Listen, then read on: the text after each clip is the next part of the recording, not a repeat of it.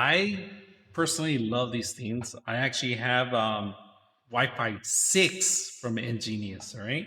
One of the things I got it for because you can bridge these or you could have them as extenders, all right? So this is if you want to extend your internet connection. So currently I do have a long range connection that's in the actual my garage to in my router sitting here. So in order for me to send a good connection there, because I kind of have my TV right behind it, I want to be able to get that 4K quality videos on my streaming. Then I'm going to need this to reflect the actual signal from the original part. All right. So this is a Wi-Fi 7. I'm not going to show you the code, the barcode, because that's how you could uh, get into the system. But there's a couple of things they give you, right? This you could buy it by itself, but you are going to require PoE. They have PoE injectors, all right? That means that you could plug in your regular Cat RJ45 connection to your connection and then connect it from here. Or you could power it up with a DC 12 volts, all right? That's another way you can do that. But because you have if I have a PoE on my network, it's going to be capable of watching it. So we're going to set this up today so we can set it up in the garage and actually get our extender working too. But right now, I'm going to show you some of the features and what you can do with it. If you're not familiar with the network part of it, you can skip this. It's the plug and play, but they do give you instructions how to connect to it, how to change the password. Now, out of the box, I recommend everybody changing their admin passwords in here. If you don't want to get compromised on your wireless cameras, on your doorbells, on pretty much anything, don't give anybody access to that stuff. Make sure you change it out of the box. They give you instructions how to get there and how to make changes. So today I'm going to show you how to get into this system. We're going to plug it in. Right now it's a plug and play. So let's go ahead and get our connection going. All right. So out of the box, like I said, if you're not familiar with the IPs, best way to do is get the actual app. All right. You got to download the app, enable it. I'm going to enable it so we can actually find it and make sure that we put it either on a static IP or on a DHCP, or if you're going to bridge them, you can do that. Point-to-point systems, you can do that. So let's go ahead and set this up on our application and see how it works. All right, currently I do have one in our network, if you guys can see, and it gives you all the information. I'm not going to go into details on my network because we're going to actually set up a new one, all right? And we want to set up this new one, and there's a plus button in the corner. I don't know if you guys can see it. There's a little plus button here. We're going to hit the little plus. Register a new device. We're going to go ahead and register the device. Now, we're going to have to scan the barcode that's in the back of the system. So I'm not going to show you that part because it does have a camera, and I gave you access to it. So let's go ahead and do that.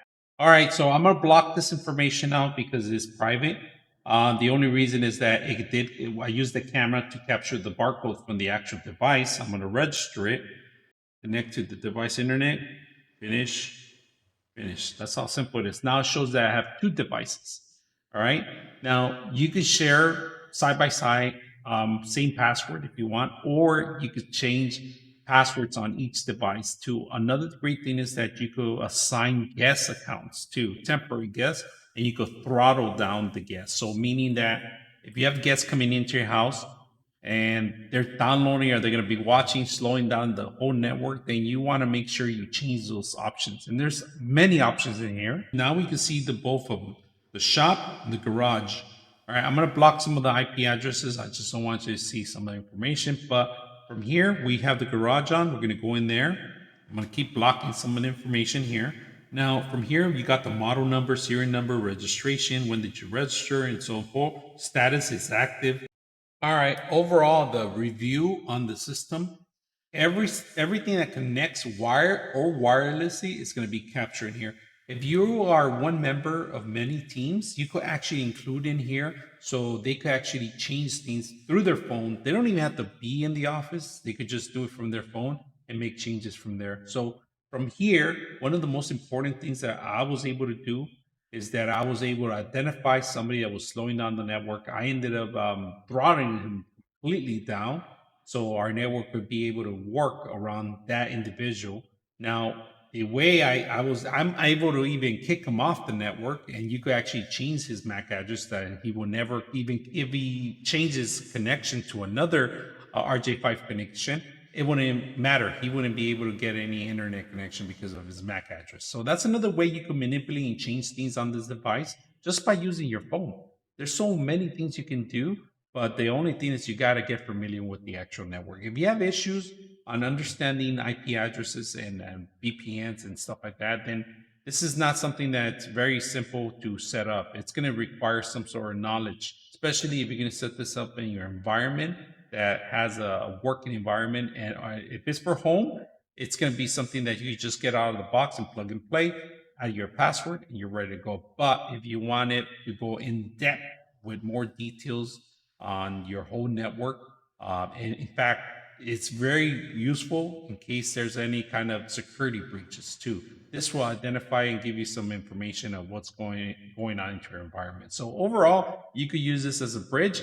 Bridge means that you could connect two of the devices point to point, bridge them together. Traffic through the system is going to work balancing itself. There's a lot of things you can do, point to point systems. You could do, like I said, just a regular bouncing signals from place to place, or an extender like that we're going to use it for.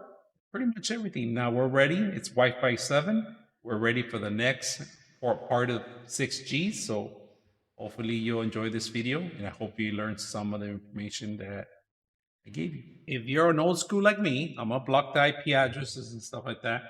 You can always use the web interface to make the same changes that you actually have on your phone. So in here, for example, we have local settings and devices. That's pretty much it. So just in case you run into issues, you could log directly to the actual repeater.